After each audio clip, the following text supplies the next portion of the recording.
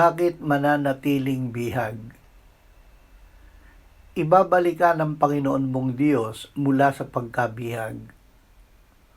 Kukunin ko kayo mula sa mga bansa at titipunin ko kayo mula sa lahat ng mga lupain at dadalhin ko kayo sa inyong sariling lupain. Itinatayo ng Panginoon ang Jerusalem. Kanyang tinitipon ang mga itinapon mula sa Israel. Kanyang pinagagaling ang mga may bagbag na puso at tinatalian ang kanilang mga sugat. Susuguin niya ang kanyang mga anghel na may malakas na tunog ng trumpeta at kanilang titipunin ang kanyang mga hinirang mula sa apat na hangin, mula sa isang dulo ng langit hanggang sa kabila.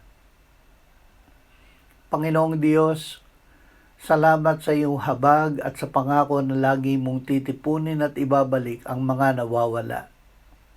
Sa bawat panahon ng pagkabihag o paggala, ibalik mo kami sa kapayapaan ng iyong piling. Amen.